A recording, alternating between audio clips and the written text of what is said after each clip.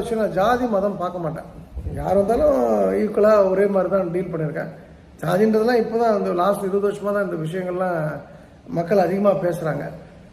ஒரு விஷயம் என்ன புரிஞ்சுக்கணுன்னா, இந்த ஃபார்வர்ட் கம்யூனிட்டிலாம் இருக்காங்க அப்படின்னா, ஐயர், ஐயங்கார், பிள்ளைமார், ரெட்டியார், அப்புறம் ராஜூஸ், இது மாதிரி ஒரு 10 கம்யூனிட்டி இருக்குது. செட்டியாரில் சில வகை, முதலியாரில் சில வகையெல்லாம் வந்து ஃபார்வர்ட் கம்யூனிட்டியாக இருக்காங்கன்னா, நம்ம எல்லாம் அக்செப்ட் பண்ணிக்கணும். நம்ம வந்து ஃபார்வர்ட் கம்யூனிட்டியாக இருந்தவங்க, நம்மளுடைய மூதாதைகள்லாம் வந்து இந்த ஒடுக்கப்பட்ட சமுதாயத்தை வந்து ரொம்ப ஒடுக்கி வச்சுருந்தோன்றதை வந்து அக்செப்ட் பண்ணிக்கணும். அப்போ அதுக்கு பிராயச்சித்தம்னா அந்த மக்களுக்கு படிப்பை கொண்டு கொடுக்கணும். அந்த மக்கள் வந்து சாதிய சிந்தனைகள் இல்லாமல் ஏதாவது பேசிட்டோன்னா சாதியை கேஸ் போடுவேன் அப்படின்னு சொல்லி அது மாதிரி சிந்தனைகள்லாம் இல்லாமல் நான் நின்று படித்து ஜெயிப்பேன், படிக்கிறேன் அப்படின்ற ஒரு சிந்தனையை நம்ம கொடுத்துட்டோன்னா அந்த படிப்பு கம்ப்ளீட்டாக அந்த கம்யூனிட்டியை மாற்றிடும்.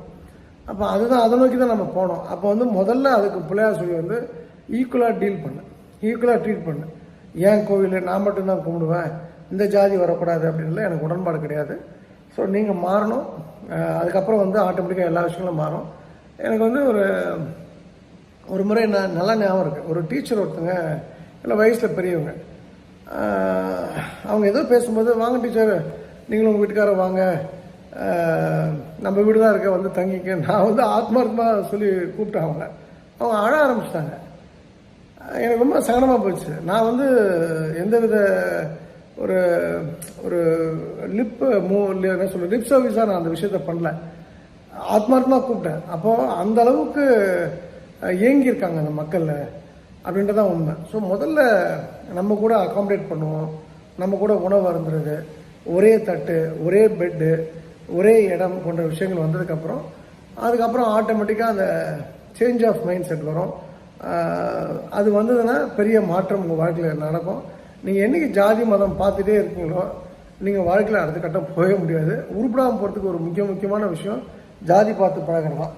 நீங்கள் எப்போல்லாம் தாழ்ந்த ஜாதி நீங்கள் பேசுகிறீங்களோ, எஸ்சின்னு பேசுகிறீங்களோ, நீங்கள் ஒரே புரிஞ்சுக்கணும், அந்த எஸ்சி வந்து அவனுடைய விரல் வந்து நிலத்தில் படாமல் நீங்கள் தின்றதில்லை.